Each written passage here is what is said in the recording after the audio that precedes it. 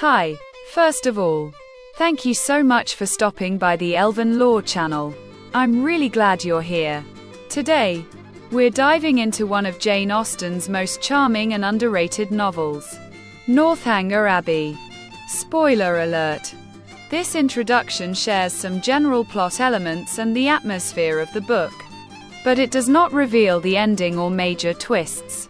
Sometimes a book is just here to tell a story, but some books, within that story, also smile at you, a knowing, playful smile that's aimed both at the reader and at literature itself.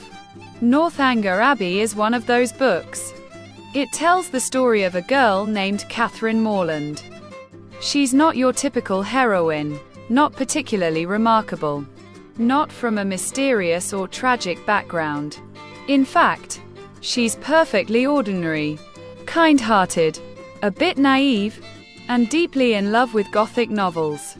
You know the kind: gloomy castles, locked rooms, tragic heroines, ominous letters, and family secrets.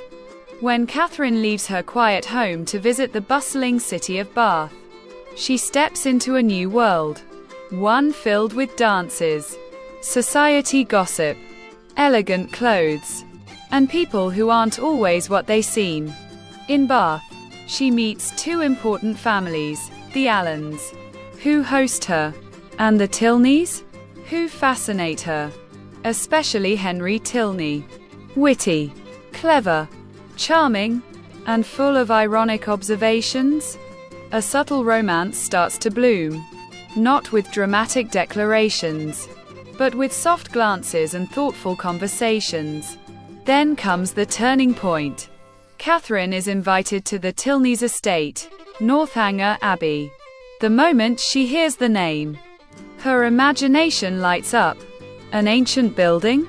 Surely there's a dark secret hidden behind one of its locked doors. Maybe a haunted room? A mysterious death? A secret past? And here's where Jane Austen begins to play with us, and with Catherine. The line between fiction and reality starts to blur. The Abbey is real. The shadows are real. But are the mysteries?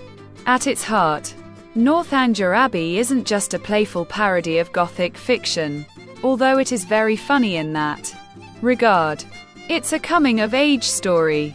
It's about learning to separate fantasy from truth, to see people as they are rather than as we imagine them to be. Austen subtly critiques how society and books shape the way we think. She shows us how easy it is to project stories onto people and how important it is to develop judgment and self-awareness. Growing up, in this novel, doesn't mean losing your imagination. It means learning how and when to trust it. There are no perfect heroes or exaggerated villains here.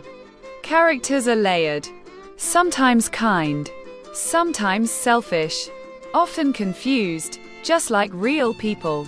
And maybe that's what makes the story feel so sincere. By the end, Catherine doesn't become some flawless romantic heroine.